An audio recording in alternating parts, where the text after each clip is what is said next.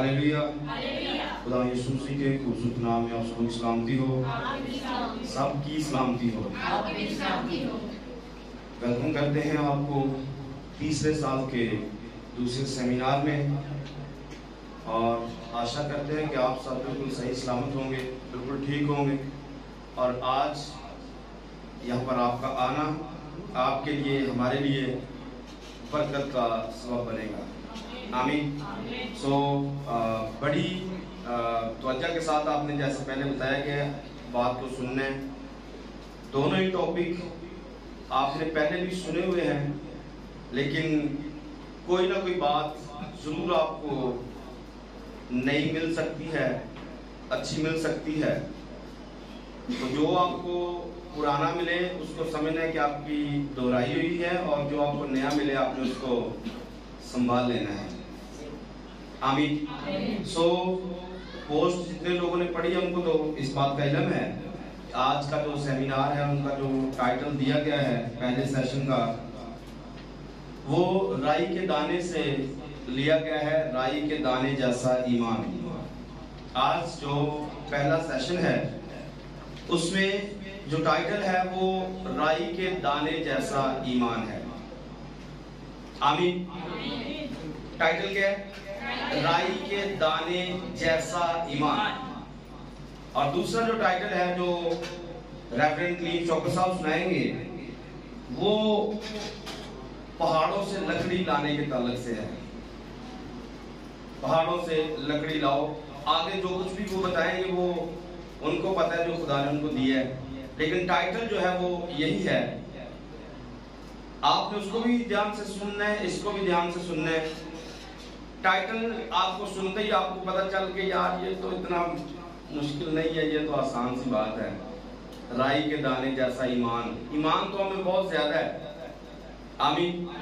ईमान हमें बहुत ज्यादा है, ये हमें पहले ही पता है। आज पादरी साहब क्या बताना चाहते हैं, तो मेरे पास कुछ भी नहीं है बताने के लिए।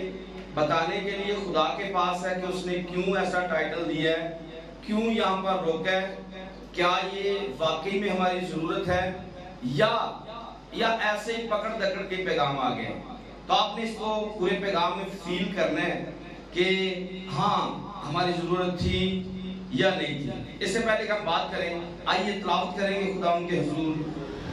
खुदा के कलाम में से निकालेंगे मत्ती रसूल की मार्फत लिखी गई खुदा यीशु मसीह की अंजील, उसका 17 नंबर बाब है, और उसकी 17 नंबर आयत से हम पढ़ेंगे।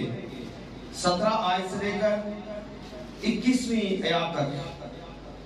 मत्ती की अंजील उसका 17 बाब 17 आयत से 21वीं आयत तक। कोई भी बुलंद आवाज से पढ़ सकते हैं। खुदा के कलाम में ये लिखा है, यीशु ने जवाब में कहा, ऐ बेइत्तेकार और कजरो नस्ल, मैं कब तक तुम्हारे साथ रहूंगा, कब तक तुम्हारी बर्दाश्त करूंगा, उसे यहाँ मेरे पास लाओ। यीशु ने उसे झिड़का और बदबू उससे निकल गई, और वह लड़का उसी घड़ी अच्छा हो गया। तब शागिर्दों ने यीशु के पास आकर खिलवत में कहा, हम इसको क्यों ना निकाल सके?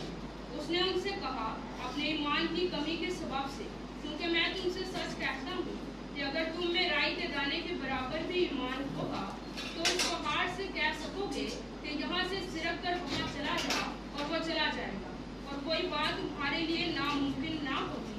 लेकिन ये किस्म दुआ के सिवा और किसी तरह नहीं निकल सकता। आमीन। सब बोलेंगे हालेलुया, हालेलुया, हालेलुया, हालेलुया। वादा कितने लोगों ने पहले सुना है? आज से पहले कभी सुना है? आज से पहले कभी सुना है? इस पर आपने बात पहले सुनी है या खुद सुनाई है? कभी मौका मिला इस पर बात सुनाने का, सुनने का? ईमान के ताल्लुक से हमने इसको कई दफा सुना है, कई दफा इसको लिया है। एक कुछ बातें जो मुझे लगा है, मतलब महसूस हुआ कि शायद हमें इनकी जरूरत है।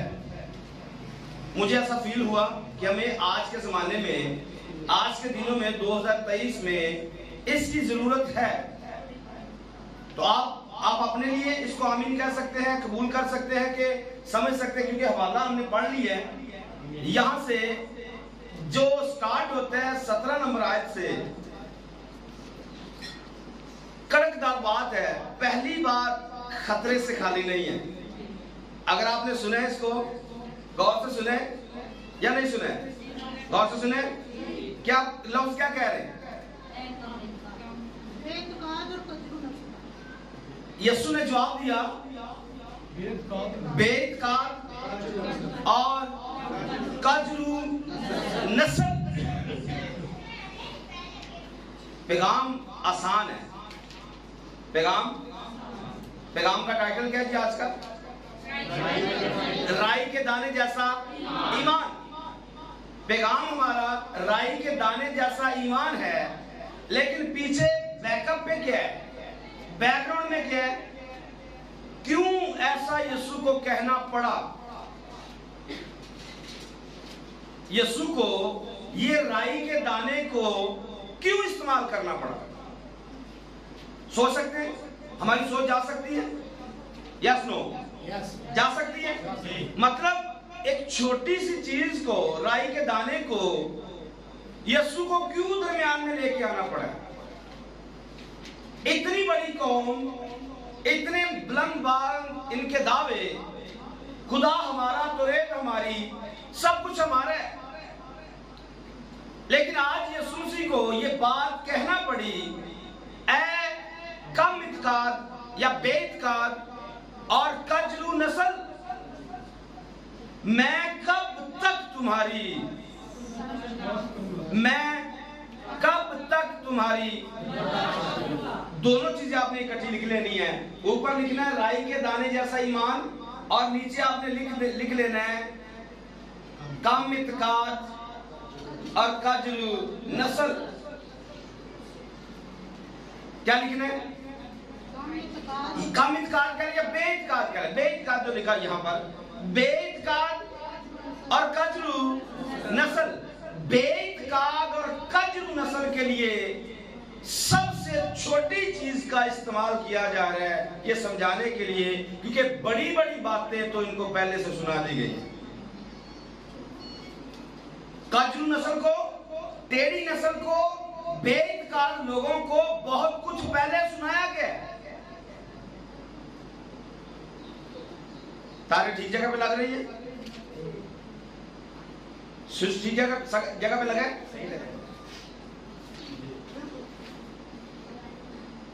यहां पर बहुत कुछ पहले सुनाया गया है, लेकिन ईमान कहां पर है? एतकाद कहां पर है? आज यीशु मसीह को जरूरत पड़ी है एक राई के दाने को बीच में लेकर आकर बात समझाने की। अगर तुम में राई के दाने जैसा, क्या लिखे है? राई के दाने के बराबर भी अगर ईमान होता या होगा, तो पहाड़ से कहोगे बदरू नहीं निकल रही। यीशु पहाड़ से कह रहे कि राई के दाने जैसा अगर ईमान हो, बदरू जा सकती है, पहाड़ जा सकता है, ये छोटी सी बदरू तुमसे नहीं जा रही। आप बात को फील कर सकते हैं? कल का पैगाम याद है? कल मत्ती की इंजील का पैगाम याद है? मैंने क्या कहा? कोई खास जुमला याद हो आपको? मैं कलाम किनको सुनाता हूं? मैं बदरुओं को कलाम सुनाता हूं। बंदों को कलाम मैं नहीं सुनाता हूं, क्योंकि बंदे होंगे तो कलाम सुनाएंगे ना। बंदे तो बनने की कोशिश कर रहे हैं, लेकिन अभी तक बंदे बने ही, अभी तक तो हम बदरुओं का अड्डा है। बाबुल को आपने पढ़ा है? बाबुल का मतलब क्या है? बोलिए, ये तो बताया हुआ है ना, इख्तलाफ। तो जब तक हम में इख्तलाफ है, जब तक हम में, तो क्या हम में रहेगा? हम में बदरुएं रहेंगी। तो कलाम पर अमल क्यों नहीं होता? कलाम याद क्यों नहीं रहता? क्योंकि हम में बदरुएं रहती हैं। और बदरू यहां पर आप ऊपर से पढ़ेंगे, कल भी इसको यूज किया गया था पैगाम में। हालत क्या है बंदे की? जो बदरू निकालनी है, बदबू कौन सी है? बोलिए सारे, क्या होता है? बोलिए सारे, एक दफा बोलिए। मरीज कैसा है? मरीज कैसा है? सारे बोल सकते हैं? सारे बोलिए, बोलिए एक दफा फिर से। सारे नहीं बोल रहे। मिर्गी पड़ रही है, बोलते नहीं है। सारे बोलिए। मरीज कैसा है? जबान को जुम्बश दीजिए, मिर्गी नहीं पड़ती आपको। बोलिए सारे। सारे बोल सकते हैं ना। मिर्गी अगर पड़ जाए तो फिर नहीं बोल सकते हैं, लेकिन अगर मिर्गी ना पड़े तो फिर बोल सकते हैं। और जब मिर्गी पड़ती है तो वैसे जुबान वैसे ही बाहर आ जाती है। जब मिर्गी पड़ती है तो जुबान ऑटोमेटिकली लमक लमक पैंदी, मिर्गी आती है ना। तो मैं कलाम किनको सुना रहा हूं? जनरली जुबान लमक लमक के आपे ही बाहर, टैमो बगैर ही। तो केस क्या है? प्रॉब्लम क्या है? प्रॉब्लम यह है कि एक बंदा जिसको मिर्गी पड़ती है, उसको लेते हुए यीशु को ये जुमले अदा करने पड़े। ए बेइत्काद और कजरू नस्ल, मैं कब तक तुम्हारे साथ रहूंगा? कब तक? और दूसरी चीज लिखी है, कब तक तुम्हारी बर्दाश्त करूंगा। अब सवाल यहां से ये है, ये जुमला किनको बोला गया? शागिर्दों को या दूसरी पब्लिक को?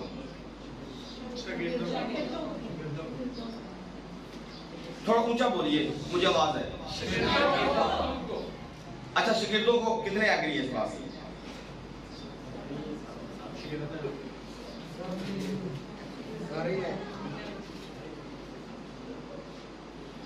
अच्छा, आप नीचे करें।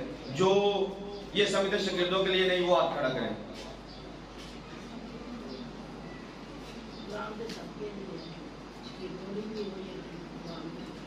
अच्छा, अब हाथ खड़ा करें जिन्होंने पहले हाथ खड़ा किया। अरूज, आपका हाथ ऊपर नीचे नहीं आ रहा है, ना पहले ना बाद में। यासर भाई, आपका पहले नीचे नहीं, ऊपर नीचे नहीं आ रहा है।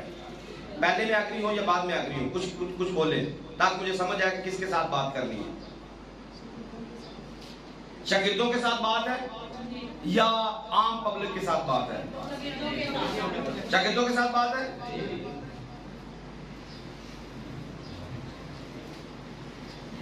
अब शागिर्दों ने कहा तो फिर आप सारे बीच फंसेंगे, मैं नहीं हूं इसके अंदर, क्योंकि शागिर्दों की बात है तो आप सारे इसमें फंसेंगे।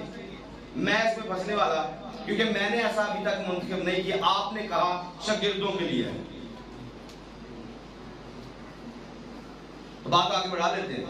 लेकिन बात बढ़ाने से पहले पीछे से थोड़ा सा पढ़ लेते हैं क्या लिखा है। चौथी ऐसे लिखा है, जब वो भीड़ के पास पहुंचे तो एक आदमी उसके पास आया और उसके आगे घुटने टेक कर कहने लगा, ऐ खुदावन, मेरे बेटे पर रहम कर, क्योंकि उसको मिर्गी आती है और वो बहुत दुख उठाता है, इसलिए कि अक्सर आग और पानी में गिर पड़ता है। और मैं उसको तेरे शागिर्दों के पास लाया था, मगर वो उसे अच्छा ना कर सके। बंदा क्या कह रहा है? यीशु को कंप्लेन कर रहा है। बंदा यीशु को कि मैं शागिर्दों के पास लेके आया था और शागिर्द इसे अच्छा नहीं कर सके। आगे यीशु ने क्या कहा? जवाब में कहा, ऐ बेइत्काद और कजरू नस्ल। आगे क्या लिखा है? मैं कब तक तुम्हारे साथ रहूंगा? बेइत्काद और कजरू नस्ल, मैं कब तक तुम्हारे साथ रहूंगा? कब तक तुम्हारी बर्दाश्त करूंगा? और फिर लिखा है, उसे यहां मेरे पास लाओ। फिर लिखा है, यीशु ने उसे झिड़का और बदबू उससे निकल गई और वो लड़का उसी घड़ी अच्छा हो गया। तो आगे लिखा, तब शागिर्दों ने खिलवत में जाके पूछा यीशु से कि हम क्यों नहीं निकाल सके? यीशु को इधर जाके डांटना चाहिए था या नहीं? इन शागिर्दों को डांटना चाहिए था या नहीं? कहां पर डांटा है? दुआ की बात की है, डांटा नहीं है। दुआ की यहाँ पर कही है, दुआ की मैंने कहा बात की है, उन्होंने डांटा नहीं है। दुआ की बात की, अच्छा चलिए वो अगली बात है, दुआ की बात की है।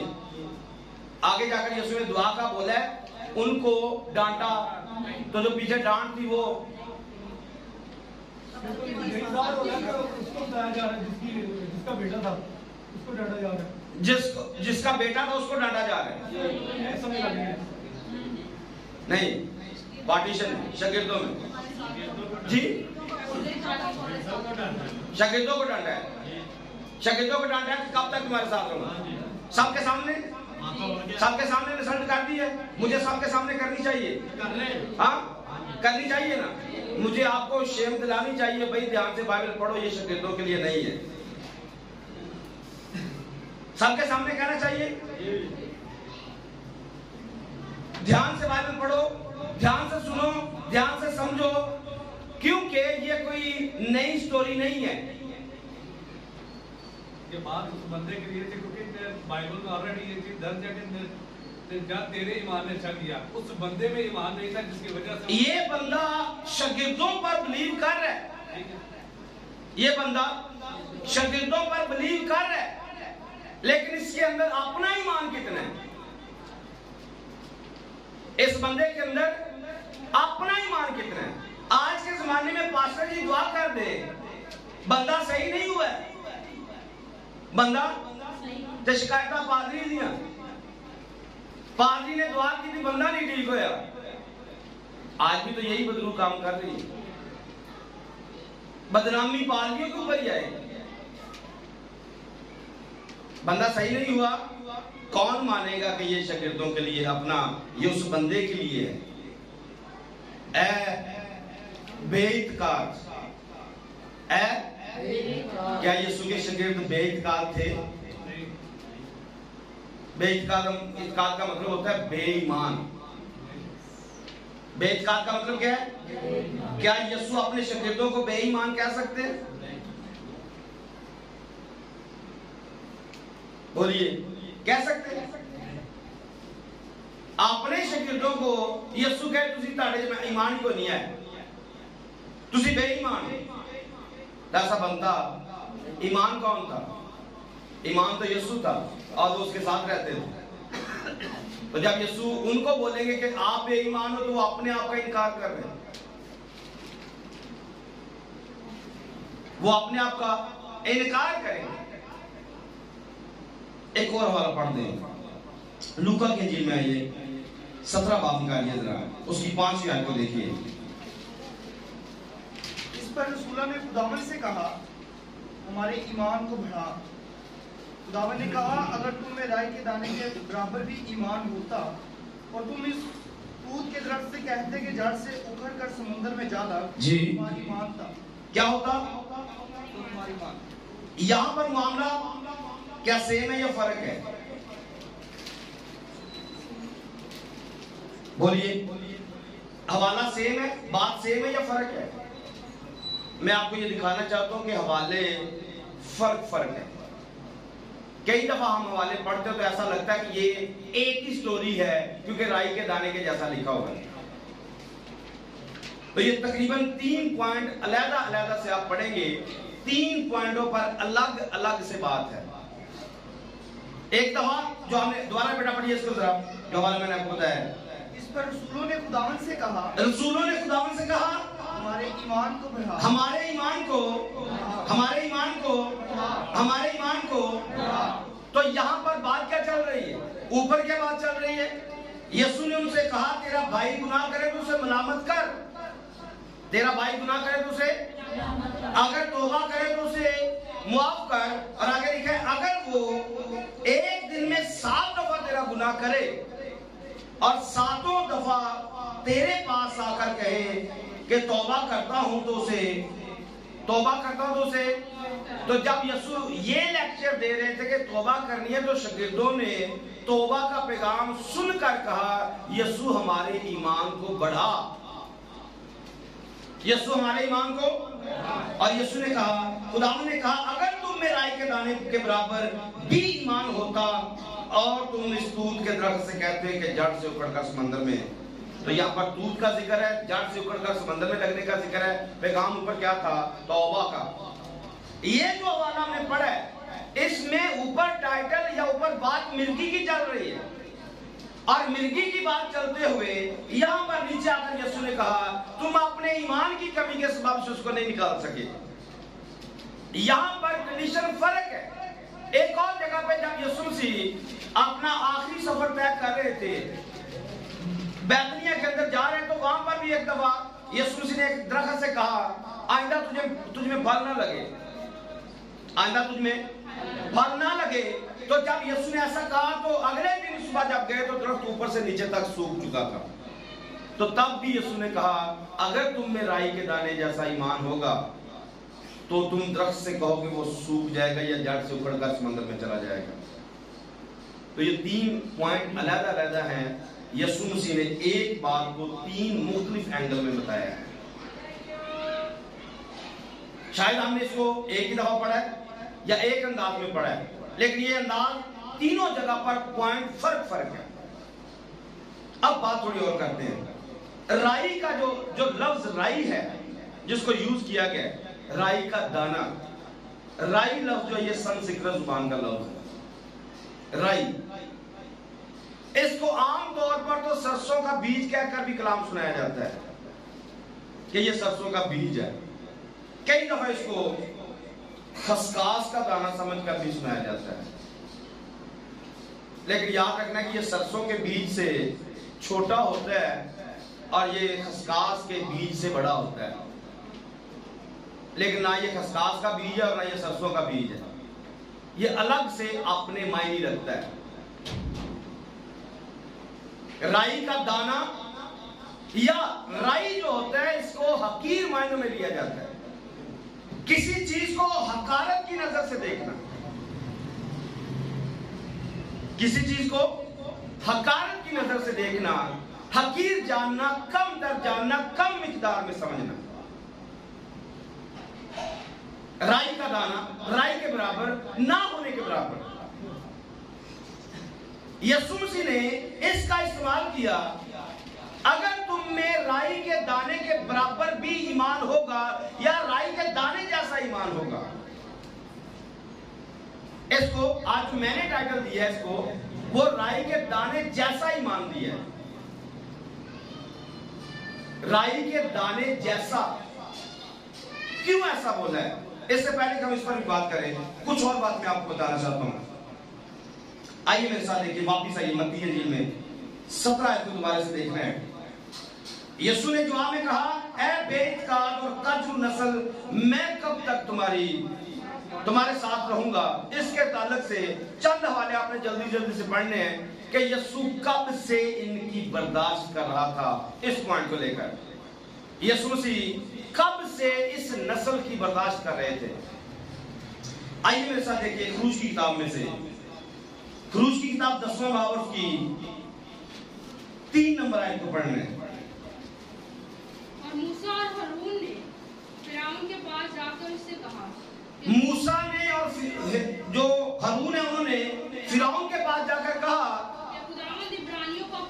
खुदावंद इब्रानियों का खुदा यूं फरमाता है, कब तक मेरे सामने नीचा बनने से इनकार करेगा। कब तक? ये पहला सवाल है, और ये सवाल फिरौन के साथ खुदा ने किया है मूसा के वसीला से। अगला हवाला पढ़िए, 16वें बाब के 28 नंबर आयत, खरूज की किताब 16वें बाब के 28 नंबर आयत को पढ़ना है। तब खुदावन ने मूसा से कहा कि तुम लोग कब तक मेरे हुक्मों और शरीयत के मानने से इनकार करते रहोगे। कब तक? यही जुमला यीशु मसीह यहां पर पूछ रहे, कब तक? मैं कब तक तुम्हारे साथ रहूंगा, कब तक तुम्हारी बर्दाश्त करूंगा। तो बनी इस्राएल को बहुत पहले खुदा बर्दाश्त करता हुआ आ रहा है। खुदा अहकाम देता है, शरीयत देता है, पर ये सुनते हैं। कलाम दिया, शरीयत दी, मूसा को दिया, अंबिया को दिया, पर ये सुनने को तैयार ही नहीं है। यीशु मसीह ने ऐसे ही नहीं एकदम ने पकड़ के नहीं कह दिया बेइत्तेकाद और कजरू नस्ल हो।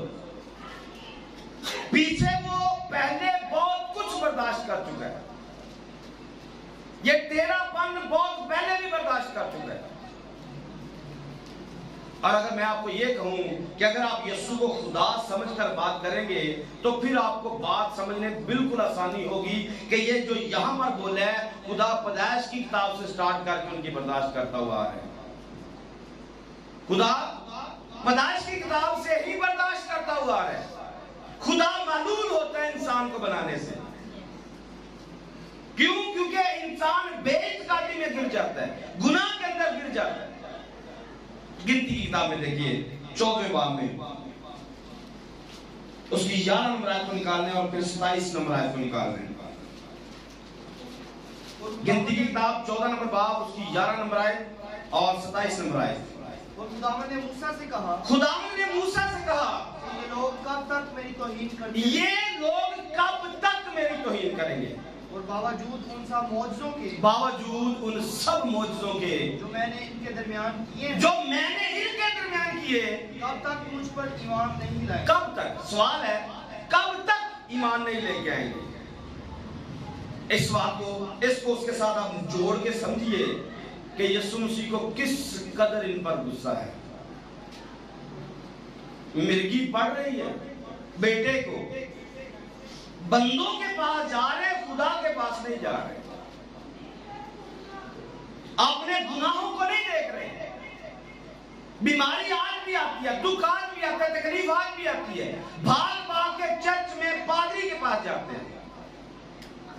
जाना किसके पास है?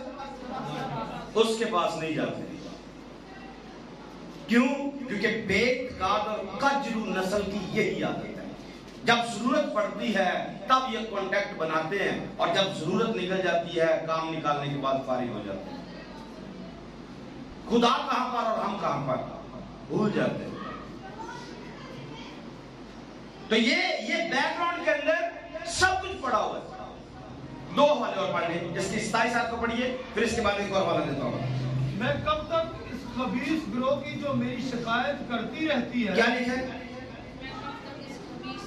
मैं कब तक इस, कौन सा लफ्ज लिखा है? क्या लफ्ज लिखा है? बोलिए, सारे बोलिए। किसको बोला है? हाँ, किसको बोला है जी? जो कलाम सुन रहे हैं, आपने वाली औखा लग रहा है ना, खबीस वाली आदत तो यहां पर भी है। हाँ, खबीस होता कहां पर है, करता क्या है? खबीस कितना बड़ा होता है? जितने भी बदलुए हैं उनमें सबसे बड़ा माना जाता है। बात होती है यार, इसके अंदर बड़ा मुश्किल है, ये हाजिर नहीं होता है। 20 साल इसके अंदर होता है, सुने कभी? सुने? और ये औरतों में ज्यादा रहता है। 20 औरतों में ज्यादा रहता है। मैं जरूर उसको भी जरूर जोड़ूंगा इसके साथ ताकि बात वाज़ेह हो जाए। खबीस किसको बोला गया? खुदा ने अपने बच्चों को खबीस बोला है। और मैं आपको बताना चाहता हूं, ये मैंने एक जादूगर से इस बात को सीखा था। पादरियों के मुताबिक ये सबसे बड़ा होता है, लेकिन जादूगरों के मुताबिक ये 1.5 इंच का होता है। इसका कद टोटल 1.5 इंच का है और ये औरत की शर्मगाह के अंदर रहता है। और जिसमें ये आ जाता है वो अपने बंदे के साथ, शोहर के साथ सेट नहीं रहती है। घर से लड़ाई खत्म नहीं होने देती है। सबसे बड़ी निशानी उसकी अपने शोहर के साथ सेट नहीं रहेगी, दूसरों के साथ सेट रहेगी। बात तकलीफ दे है लेकिन बताना जरूरी है ताकि हम मोहतात हो जाएं।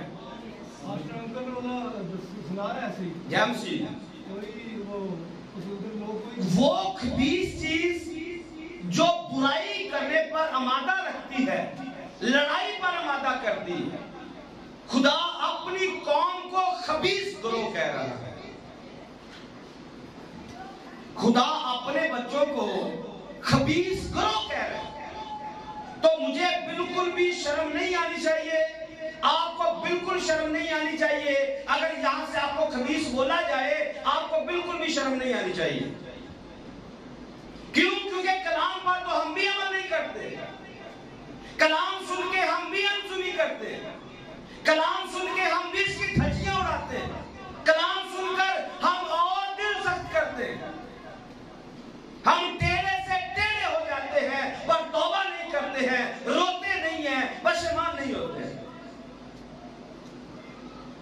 यीशु मसीह का माइंड कहां पर लगा हुआ है? वो पहले इनको खबीस कह चुका है, पहले इनको खबीस गिरोह कह चुका है। कब तक खुदा बर्दाश्त करेगा? गुस्से में नहीं आएगा? पहले मार के फना करके भी देख लिया है, रो रो के भी उसने देख लिया है, अपना मुंह छुपा के भी देख लिया है, अलर्जी इख्तियार करके भी देख लिया है। कौन सा हरबा उसने इस्तेमाल नहीं किया है? सारे हरबे तो उसने इस्तेमाल किए हैं। आखिरकार उसने बता दिया तुम खबीस गिरोह, कजरू और बेइत्काल नस्ल हो। इतने मुआजिज़ात देखने के बाद भी तुम्हारा ईमान नहीं बढ़ा है। कब आपके अंदर ईमान आएगा?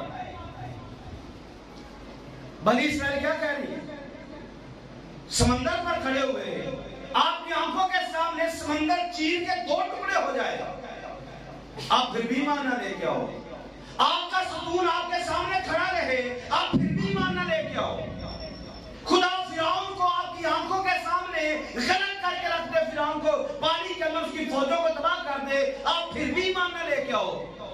खुदा पूर्वी हवा चलाए, बटेरों को आपके पास ले आए, आप फिर भी ईमान ना लेके आओ। जब जरूरत निकलती है आप ईमान ले आते हो, जब जरूरत होती है ईमान ले आते हो, जब जरूरत निकल जाती है आप बेईमान हो जाते हो। आप ईमान पर खड़े क्यों नहीं रहते? उसका रीजन क्या निकला? खबीस गिरोह है। वजह क्या निकली है? खबीस गिरोह निकली। और आज यीशु ने वही टर्म यूज करते हुए कहा बेइत्काल और कजरू नस्ल।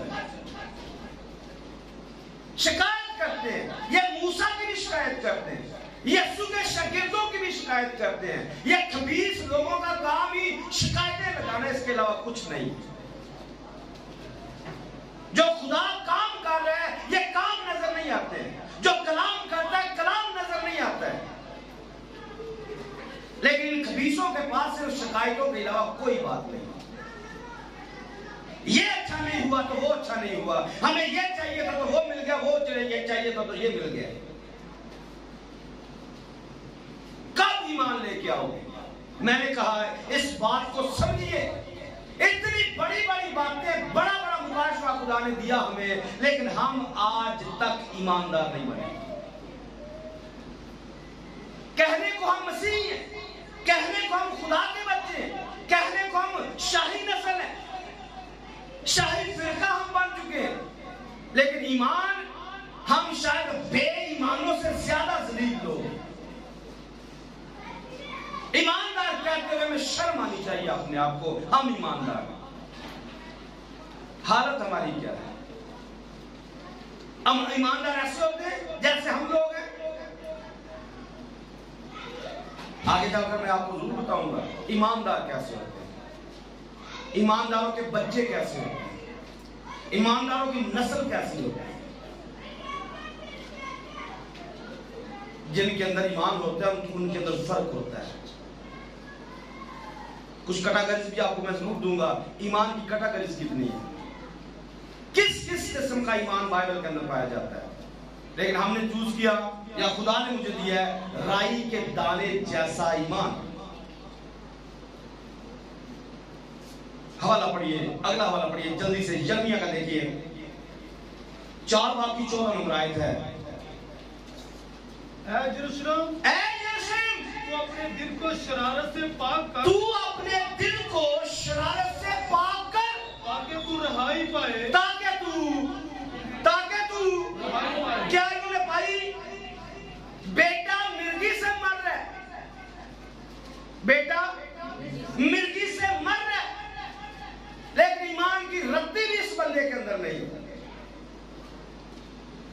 यायर की बेटी को पढ़िए, यायर इबादत खाने का सरदार है, बेटी घर में पड़ी पड़ी मर गई है, पर वो यीशु की मीटिंग में नहीं लेके गया है।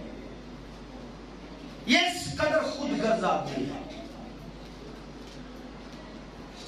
यीशु को देखने के लिए तरस गई, उसकी मीटिंग में जाने के लिए तरस गई, लेकिन ये खुद पादरी है, इसलिए उस मीटिंग में जाने नहीं दिया जिसको यीशु की मीटिंग कहते हैं।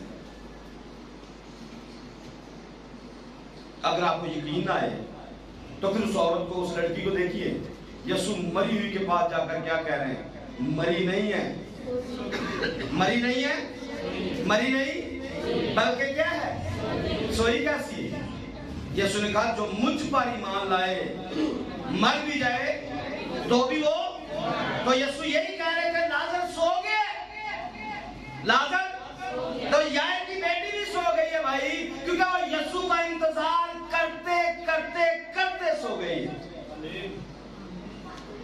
इसलिए यीशु ने कहा उसे जगाने चाहते। शायद उसके बाप को अकल आ जाए और वो भी जाग जाए, उसकी मां भी अकल आ जाए, वो भी जाग जाए। तो हमने पढ़ा है ईमान कैसा है, ईमान कैसा है, इस कौम का ईमान कैसा है, इस बंदे का ईमान कैसा है। यहां पर हमने पढ़ा यरूशलेम, तू अपने दिल को शरारत से पाक कर ताकि तू रिहाई पाए बुरे ख्यालात कब तक तेरे दिल में रहेंगे। ये पैगाम शायद बानी पर अगली दफा जरूर आएगा, इस आयत पर आने वाला है। कब तक पर आएगा, कब तक पूछा जाएगा आपसे, जवाब दिया जाएगा कितने साल चाहिए आपको, कितने घंटे चाहिए, कितने मिनट चाहिए, कितनी सदियां चाहिए आपको दुरुस्त होने के लिए, बुरे ख्याल अंदर से निकालने के लिए क्या करना पड़ेगा आपके लिए। कोई अलग से जहान बसाना पड़ेगा, कोई दूसरा तीसरा खुदा जमीन पर आकर उसको मरना पड़ेगा। कब तक बुरे ख्याल अंदर रखने हैं। खुदा ने तो जो करना था कर दिया। यही इस बंदे की भी हालत है, आज की कलीसिया की भी यही हालत है। बंदा बेटा बीमार है, लेकिन एतकाद अपने अंदर, मैं ये कैसे कह रहा हूं, इतने कॉन्फिडेंस के साथ मैं कैसे कह रहा हूं। आइए हवाला पढ़िए, मरकज के इंजील में चलते हैं, नामे बाप की 4वीं आयत को देखिए। और जब वो शागिर्दों के पास आए, तो देखा कि उनकी चारों तरफ बड़ी भीड़ है। उनके चारों तरफ क्या है? अच्छा, ये मैं यहाँ पर ये भी बताना चाहता हूँ, ये शागिर्द कितने थे? क्या यीशु के सारे शागिर्द यहाँ पर मौजूद थे? यीशु के साथ नहीं, यीशु के सारे शागिर्द यहाँ पर मौजूद नहीं थे। वजह उसके पीछे अगर पढ़ेंगे, इस स्टोरी के पीछे पढ़ते जाएंगे, बदर याकूब यूहन्ना ये कहां पर थे? ये यीशु के साथ पहाड़ पर दुआ के लिए गए हुए थे, जिस जगह पर यीशु की जाकर सूरत तब्दील हुई। आप उसके जो इसके नीचे 17 बाब की जो ब्रैकेट के अंदर 21वीं आयत लिखी हुई है, ब्रैकेट के अंदर, ये ब्रैकेट के अंदर लिखी हुई है, दुआ के सिवा ये किस्म जाती नहीं है। आपने सुना होगा दुआ और रोजे के बगैर ये किस्म जाती नहीं है। तो अगर आपसे ये पूछ रहे रोजा किधर लिखा हुआ है, तो उसको बताना ये इंग्लिश बाइबल में लिखा हुआ है, ये उर्दू में नहीं है, ये इंग्लिश बाइबल में लिखा हुआ है। किंग जेम्स वर्जन ने इसको रोजा और दुआ और रोजा लिखा हुआ है, रोजे और दुआओं के साथ ये किस्म जाती है, ये ऐसा इंग्लिश बाइबल में लिखा है। उर्दू में ये सिर्फ दुआ लिखा हुआ है। तो क्योंकि यीशु मसीह ऊपर से दुआ करके आ रहे हैं, इसलिए यीशु ने वही कॉन्सेप्ट के अंदर बात कही है, क्योंकि वो दुआ से भरे हुए आए हैं, दुआ के साथ, पावर के साथ वो नीचे आए हैं। और जो पीछे 9 शागिर्द बाकी हैं, वो दुआ के अंदर नहीं है, वो दुआ के अंदर, वो पब्लिक के अंदर है।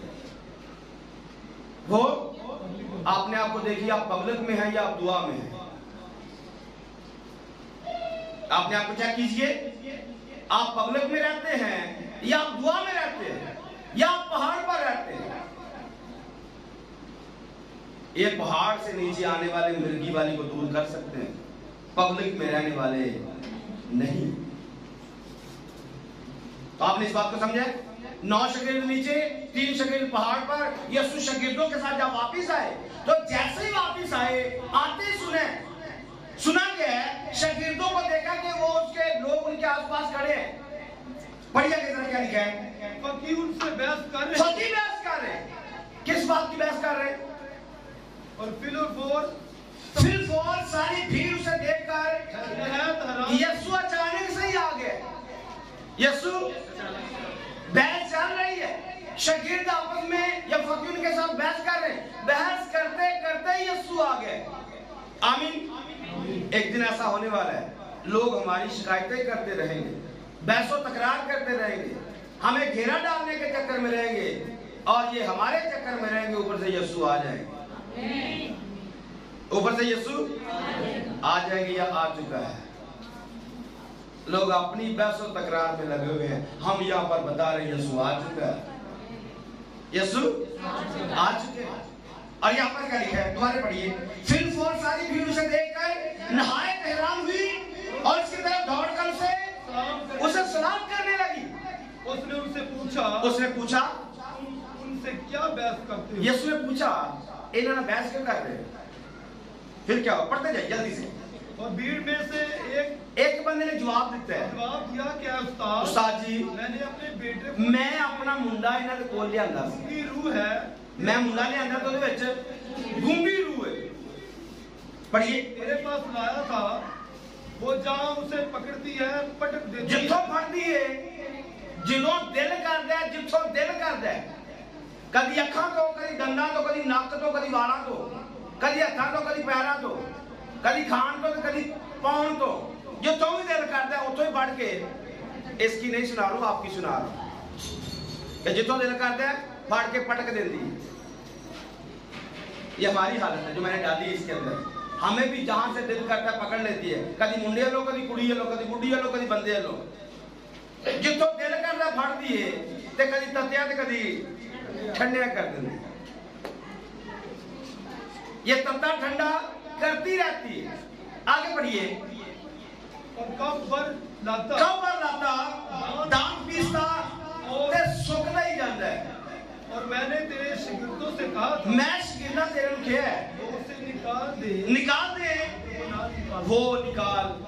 आगे क्या लिखा है? उसने जवाब में उनसे कहा, बेइत्तेकाद कौम, मैं कब तक तुम्हारे, आवाज़ हुआ है, बेइत्तेकाद कौम, मैं कब तक तुम्हारे साथ रहूंगा, कब तक तुम्हारी बर्दाश्त करूंगा। मेरे पास मेरे को ले आओ। तो उसके पास लाए। उसने उसे देखा और रूह ने उसे मरोड़ा। गौर से सुनने, रूह ने क्या किया? उसी टाइम उसे मरोड़ चढ़ रहे हैं या नहीं? उसी टाइम मरोड़ चढ़ गए। बदरू ने वट पा दी। यीशु आ गया, यीशु गल करन लग पिया ते मरोड़ा अंदरों चढ़ गया। मरोड़ा चढ़ गया। जब यीशु आ गया ते मरोड़ा चढ़ गया। फिर क्या हुआ? जमीन पर गिरा। कब्र लाकर लगा। क्या हुआ? लेटर लग पे है। आगे क्या हुआ?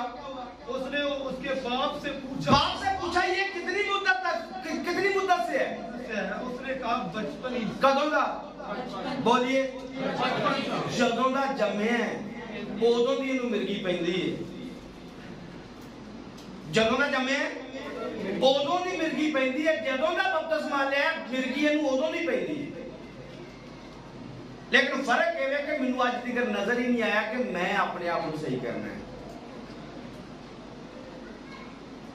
बाप को समझ में नहीं आ रहा है। पढ़िए आगे।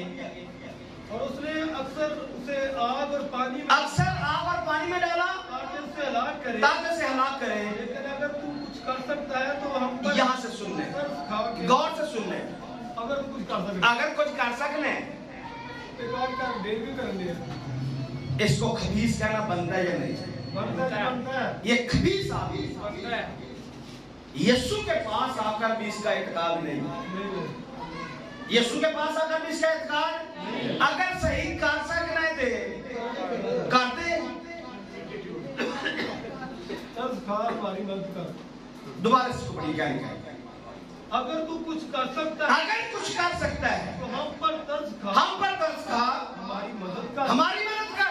यीशु ने उसे कहा, क्या अगर तू कर सकता है? नहीं नहीं, यीशु ने उससे कहा, क्या अगर तू कर सकता है? जो इत्कार करता है, अगर तू कर सकता है, क्या लिखे? जो इत्काद रखता है, जो इत्काद रखता है उसके लिए सब कुछ हो सकता है। क्या ये कर सकना है? एतकाद रख सकना है? प्रॉब्लम यहां पर थी, इसके अंदर एतकाद ही तो नहीं था, इसके अंदर ईमान ही तो नहीं था। शिकायत किन की कर रहे हैं? बोलिए। एतकाद अपने अंदर नहीं है, ईमान अपने अंदर नहीं है, तो शिकायत पादरियां नहीं है। एतकाद अपने अंदर नहीं है, लेकिन लड़ाई शगिर्दां दी ते फकीयां दी करवा देती है।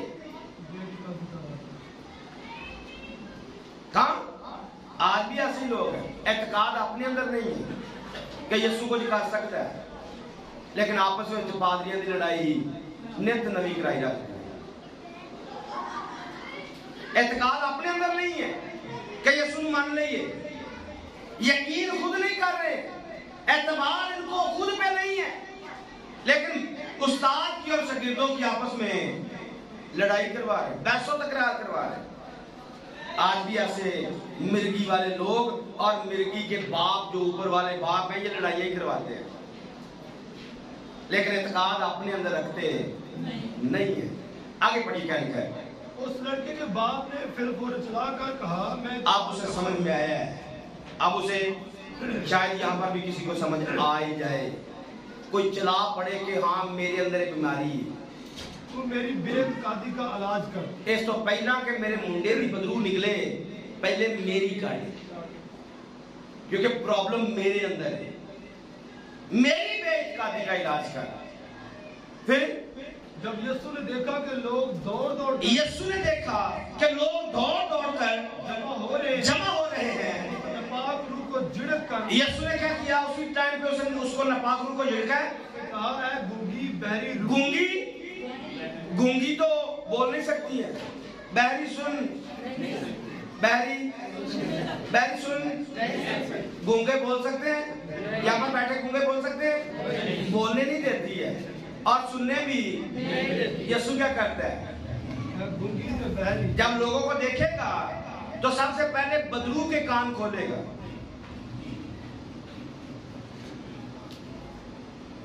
क्या कह रहे हैं? इसके अंदर आवाज भी तो डालनी है। इस बदरू के कान पहले खुलेंगे, फिर उसके अंदर आवाज जाए। तो यहां पर भी शायद किसी के अंदर बदरू के कान खुल जाए और कलाम अंदर चले ही जाए, और वो चिल्लाए कि आज तक मैं बेइत्कादी रहा हूं, मेरे अंदर वो ईमान नहीं है जिसके बारे में यीशु कह रहे हैं कि अगर राई के दाने जैसा ईमान होता। तो ये कब आएगा? आपके चिल्लाने से आएगा, आपके रोने से आएगा, आपके इस बात का ऐलान करने से आएगा। मानेंगे मैं आज तक बेइत्काद हूं। अगर आज फिर से वही घोंसले के साथ घूम घमा के घोंसला मारा और फिर पैगाम सुन के चले गए, आपके खुदा के फजल से कभी कान नहीं खुलेंगे। क्यों? क्योंकि आप ना चिल्लाए, ना रोए, ना इकरार किया, ना आपने माना कि मैं बेइत्काद हूं। इलाज तो उसका होगा जो कहेगा कि मैं बीमार हूं, जो कहेगा मैं बीमार हूं, और जो बीमार है उसका यीशु इलाज करने के लिए अचानक से आ भी जाता है। लेकिन जो मानने के लिए तैयार नहीं है, उसके कान खुलने वाले भी, और उसका ना तो वो खुद सही होने वाला है, ना बेटा सही होने वाला है, ना यूं कहे ना उसकी औलाद सही होने वाली है, ना खुद सही होगा ना ही औलाद सही होगी। तो ये बात मेरे लिए भी उतनी है, ये आपके लिए भी उतनी है। अगर चाहते कि मैं सही हो जाऊं या मेरे बच्चे सही हो जाए, तो मां को आज कहना पड़ेगा मैं बेइत्काद हूं, इसलिए मेरे बच्चे सही नहीं है। बाप को कहना पड़ेगा मेरी बेइत्कादी का इलाज कर, ताकि पहले मेरा ईमान सही हो, तब जाकर मेरे बच्चे भी सही हो जाए। ये मुमकिन तब है अगर मानने को तैयार नहीं है तो आगे कुछ होने वाला भी नहीं। आइए एक और हवाला पढ़िए, मत्ती की इंजील 13वें बाब में जाएंगे, 31 और 32 आयत को देखेंगे। उसने एक और तमसील उनके साथ शेयर की है कि आसमान की बादशाही उस राई के दाने की मानिद, आसमान की बादशाही उस राई के दाने की मानिद है, जिसे किसी आदमी ने लेकर गौर से सुनने, जिसे किसी आदमी ने लिया और अपने खेत में बो दिया, वो सब जबियों से छोटा तो है। सब क्या लिखा? जबियों से, सॉरी बीजों से छोटा, सब बीजों से छोटा है। जितने भी बीज हैं ये सबसे क्या है? सबसे छोटा है। मगर जब बढ़ता है, मगर इसको सुनने, अब सुनने गौर से, यीशु क्या कह रहे थे? राई के दाने का इस्तेमाल क्यों किया गया? होता तो ये सबसे छोटा है, लेकिन ये बोलिए, लेकिन ये बढ़ता है। यहां से हमारा पैगाम है, राई के दाने जैसा ईमान। टाइटल क्यों रखा गया है? राई के दाने जैसा ईमान। ये राई का दाना होता छोटा है लेकिन ये बढ़ता है। आज कितने ईमानदार हैं जिनके अंदर ईमान तो है लेकिन ये बढ़ नहीं रहा है।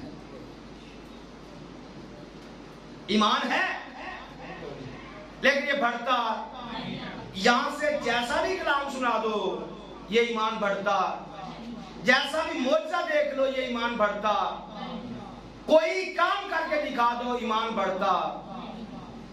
ईमान यूं समझे है तो सही पर डेड ईमान है। आज कलीसिया के अंदर, आपके अंदर, हमारे अंदर, मेरे अंदर आज अगर ईमान है तो शायद वो मरा हुआ ईमान है।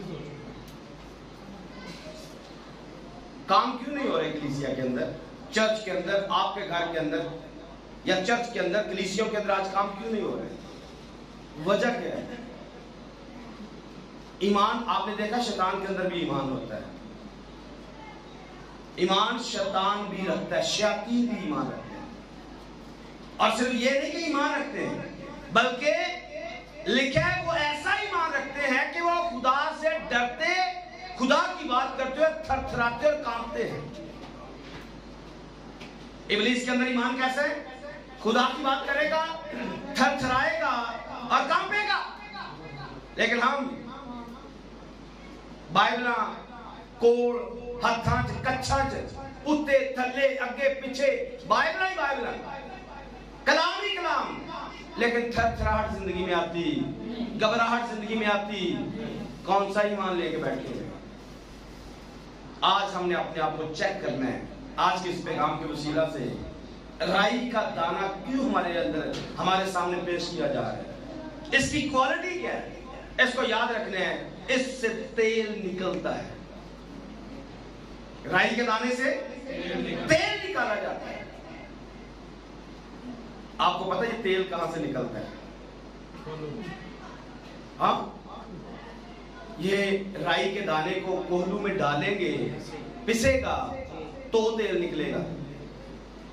आपका कभी तजर्बा हुआ है कोहलू में से गुजरने का, पिसने का, अंदर से तेल निकलने का? कभी तजर्बा हुआ है? कभी हुआ है? Very good. एक बंदे की आवाज आई है, दूसरे की भी आ रही है, हो रहा है, रोज तजर्बा हो रहा है। कोहलू में से रोज गुजर रहे हैं, आवाजें बढ़ती जा रही हैं। कोहलू में से रोज निकल रहे हैं, कोहलू में से, लेकिन ये नहीं पता कि हम राई के दाने का ईमान किसे कहते हैं। कोहलू जो गुजर रहे हैं, केड़ा कोहलू?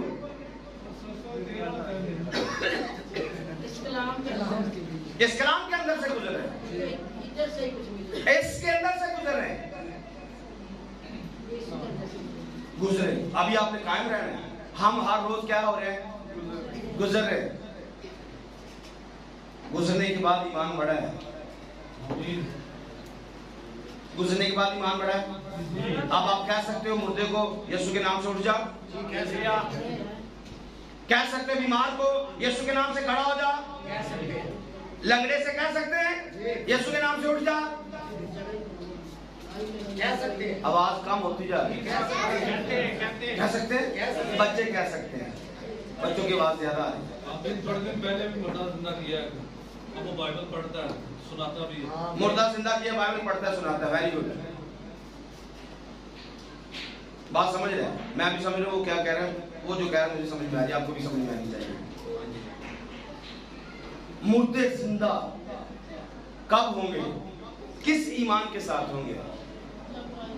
राई के दाने जैसा ईमान जब हमारे अंदर होगा तो। पौलुस रसूल ने भी इसके बारे में लिखा है, कुरिन्थियों की कलीसिया में 13वें बाब में 13वें बाब में यूं से पढ़ ले। और अगर मुझे नबूवत मिले, अगर मुझे नबूवत मिले और सब भेदों और कुल इल्म का कुल इल्म की वाक़ियत हो, मेरा ईमान यहाँ तक कामिल हो, पहाड़ों को क्या करूं? पहाड़ों को हटा दूं और मोहब्बत ना रखूं तो मैं कुछ भी नहीं। अब क्या हुआ? मोहब्बत अपना पहाड़ों को हटा रहा है, पहाड़ों को हटा देता है। ईमान भी कामिल है लेकिन मोहब्बत अंदर क्या करेगा? ये ईमान क्या करेगा? अगर कोई बड़ी छाल मार के कह रहा है कि मेरे अंदर ईमान आ गया है, फिर साथ से हल्का सा मुआवजा करे, मोहब्बत कितनी है? इसके साथ से मोहब्बत का मुआवजा करके देख ले, मोहब्बत कितनी है, मोहब्बत कितनी है। और इस मोहब्बत को और ईमान को दोनों को आपस में मिला के देख लीजिए।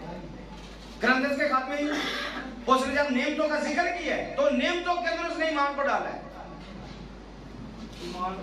किसी को ईमान मिलता है, किसी को हिकमत का कलाम मिलता है, किसी को अलमियत का कलाम मिलता है, किसी को ईमान मिलता है।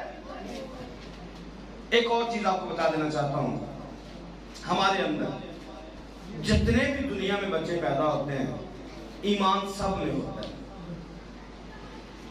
जितने भी दुनिया में बच्चे पैदा होते हैं, ईमान सब में होता है, लेकिन राई के दाने जैसा ईमान नहीं होता।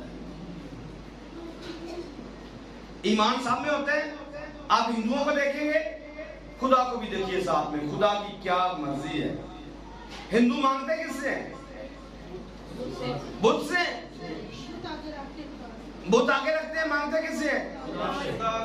खुदा को भी निकाल दीजिए, बुद्ध से मांग रहे भाई। सामने बुद्ध रखा हुआ है, खुदा दोनों का भरम रखता है।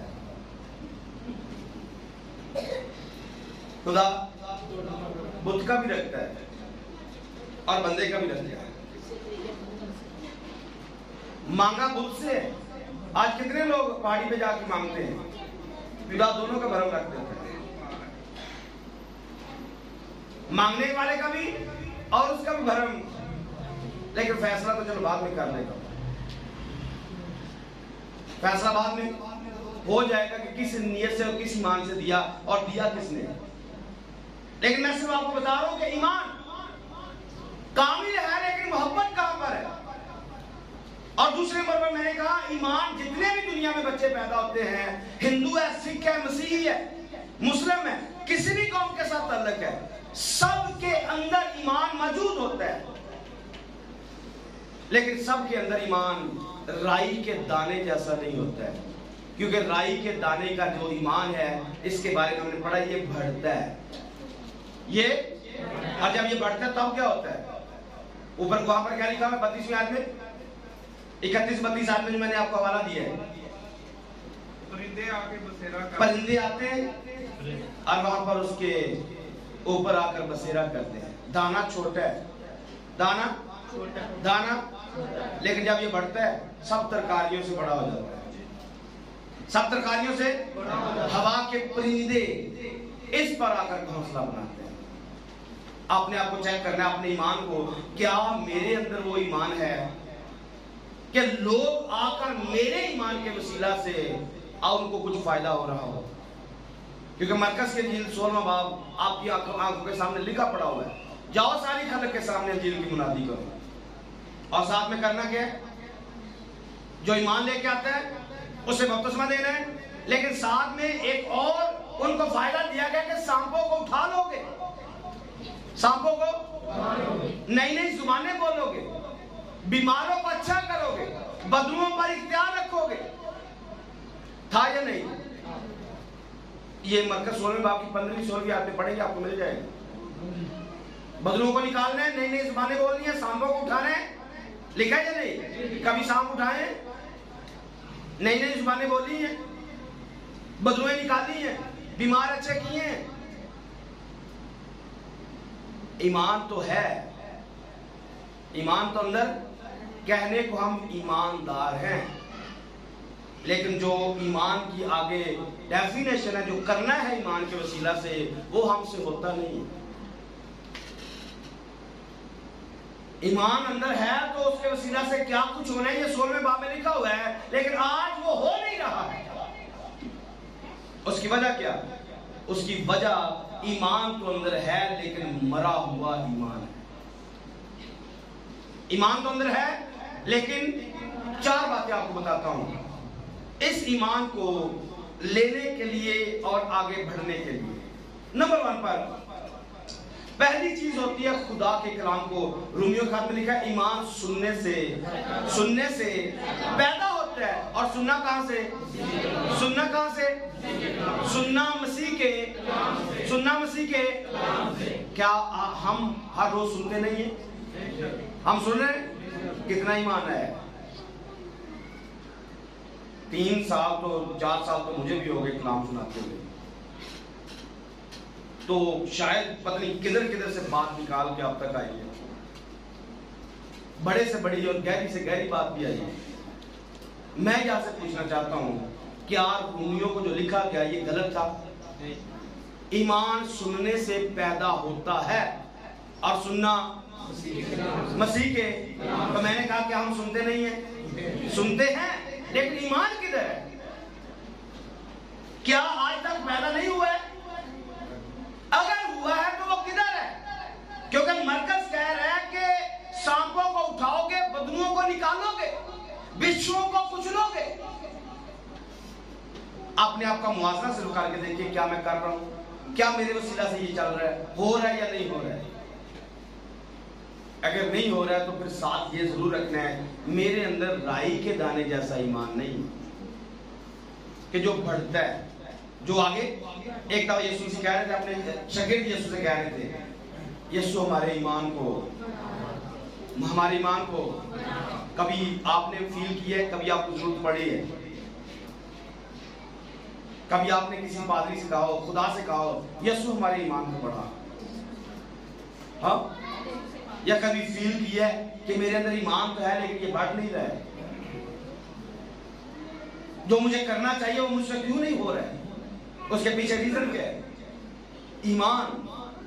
उसके पीछे रीजन क्या है? ईमान है, लेकिन मरा हुआ ईमान है। वो ईमान जिससे फायदा होना है वो नहीं है।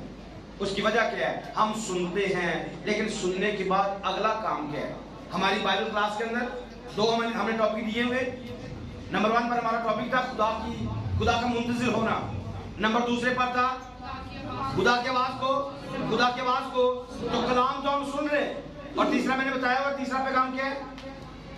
खुदा की आवाज की ताबेदारी करना। तो अगला पैगाम यही आने वाला है अगली क्लास के अंदर। खुद को खुदा की आवाज की ताबेदारी। सुनते तो हैं लेकिन ताबेदारी नहीं करते।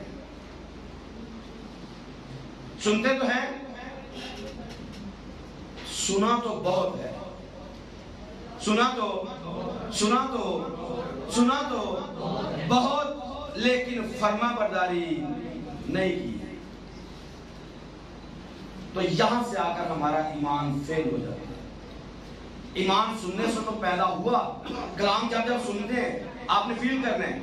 आज तक जितनी दफा भी आपने कलाम सुना है, आपके दिल में आता है मैंने कलाम पर अमल करना है। लेकिन क्या होता है? जैसे ही यहां से कलाम बंद होता है, दिल फिर बंद हो जाता है, सख्त हो जाता है, और जो सुना होता है हम उसको रद्द कर देते हैं, और ईमान कलाम वही का वही फिर से मर जाता है। ईमान सुनने से पैदा होता है। सुना, लेकिन इसने जिंदा कैसे रहना था? इसने आगे बढ़ना कैसे था? नंबर 2 पर है फर्माबरदारी। जो सुना है जब जब उस पर अमल करते हैं, फर्माबरदारी करते हैं, ईमान बढ़ता जाता है, ईमान। और एक दिन ऐसा बढ़ता है हम खुदा के उसी कलाम से मोहब्बत करना शुरू कर देते हैं, हम उसी कलाम से मोहब्बत करते हैं और फिर मोहब्बत में आकर जो भी मुंह से निकालते हैं वो होना शुरू हो जाता है। 3 बंदों की बदबू निकली और उन्होंने आमीन कह दिया, बाकियों ने मरोड़ पड़े भी हैं लेकिन उसको अंदर से जाने नहीं दिया, क्योंकि इस मिर्गी के साथ लगन ही इतनी है कि ईमान को बढ़ने देती, ईमान को बढ़ने नहीं देती, ना ही अंदर से निकलती है, ना ये कलाम को अंदर आने देती है और ना कलाम को कबूल करके आमीन कहने देती। मैंने कहा क्या था,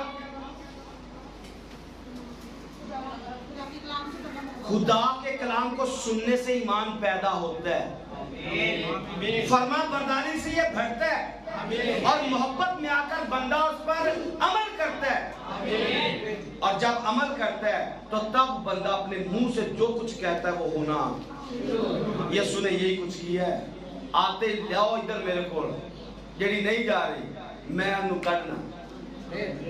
कितनी देर लगाई, उसी दम बोला और गूंगी बैरी बदरू कान भी साथ ले गई और आवाज भी साथ ले गई, ना बदरू गूंगी रही ना बहरी रही।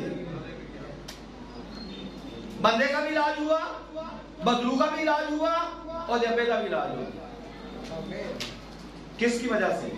उस एक राई के दाने जैसे ईमान के वजह से। आप इसको लेते हुए जो मैंने 4 पॉइंट आपके सामने रखे हैं, अब्राहम को डालिए इसके ऊपर, समझिए इस बात को। अब्राहम ने जब खुदा ने कहा अपने वतन को छोड़ दे, ईमान के साथ उसने छोड़ा या नहीं? छोड़ा या नहीं? छोड़ा या नहीं? हम कितना छोड़ रहे हैं? सुन तो हमने भी लिया, तौबा करके गुनाह को छोड़ने, सुन लिए, पता है बाइबल आपको यहाँ पर खड़ा करें, घंटा 2 घंटे आप भी सुनाएंगे, लेकिन गुनाह छोड़ना, ख्वाहिशात छोड़नी, दुनियादारी छोड़नी नहीं। मुर्दे भी जिंदा कभी नहीं होंगे, बदरू में कभी आपके वसीला से नहीं निकलेंगे, शिफा आपके वसीला से किसी को नहीं होगी, बल्कि बदरू बाद में आएगी, पहले आपकी खुद की टांगें कांप रही होंगी। हाँ, क्यों? हम ईमानदार होते हैं। कौन से? मरे हुए ईमानदार। तो मैंने कहा अब्राहम को देखिए, अब्राहम से खुदा ने कहा, कलाम किया, अपने बेटे को कुर्बान, अपने बेटे को कुर्बान, बोलिए अपने बेटे को कुर्बान कर दे। और आज का बेटा होता, मैंने शुरू में बोला था मैं आपको दिखाऊंगा ईमानदारों की औलाद कैसी होती है। बेटे को बोले, क्या बोला? जाने कुर्बानी करने के लिए। तो पूछा पापा जी लकड़ियां भी हैं, छुरी भी है, लेला कितने में? हाँ, तो बाप क्या कह रहा था? खुदा खुदी। दोनों में ईमान आपको नजर आ रहा है? दोनों में ईमान नजर आ रहा है? कौन सा ईमान है? ये हर लम्हा बढ़ता जा रहा है। जब से ये घर से निकले तब से ईमान का लेवल जैसे जैसे पहाड़ी के ऊपर कदम बढ़ते जा रहे हैं। ईमान कौन सा ईमान है? राई के दाने वाला ईमान, राई के दाने जैसा ईमान। जिस कदम के साथ आगे बढ़ेंगे ईमान का लेवल बढ़ता जा रहा है। बाप का भी बढ़ रहा है, बेटे का भी बढ़ रहा है। क्यों? क्योंकि दोनों के अंदर ही ईमान राई के दाने जैसा ईमान है। ये कम होने वाला नहीं बल्कि बढ़ने वाला ईमान है। बनी इस्राएल इस ईमान को हासिल नहीं कर पाए। मौजज़ा होता तो ईमान ले आते थे।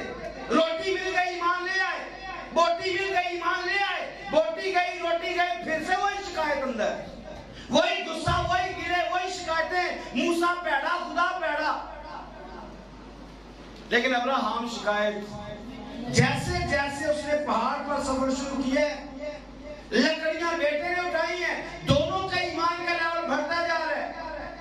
और बढ़ते बढ़ते बेटे को नहीं समझ में आ रहा है कि भाई अब्बा दाल आ रहे सी कि खुदा मुहैया करेगा ते अखा पानी का मिनू लगे बात है होते। हाँ, फील कर सकते इस बात को। एक बाप अपने हाथों से अपने बेटे की आंखें बंद करके छुरी हाथ में लेकर उसको काट डालने के लिए तैयार है। बाप काटने के लिए तैयार है, बेटा कटने के लिए तैयार है। और आज के फरमाबरदार बेटे, बाप ये कहता बाल कटवा ले, वो ये नहीं कटवाने के लिए तैयार है। वहां पर बेटा गर्दन कटवाने के लिए तैयार है, यहां पर बेटी बात मानने के लिए तैयार नहीं है। किस किस्म का ईमान हम अपने अंदर लेकर जिंदगी बसर कर रहे हैं? कहने को मसीही है, कहने को ईमानदार है, कहने को बाइबल बिलीवर, बाइबल सुनाने वाले। हमें बहुत बाइबल सुनानी आ गई है, लेकिन बात मानना नहीं आया है।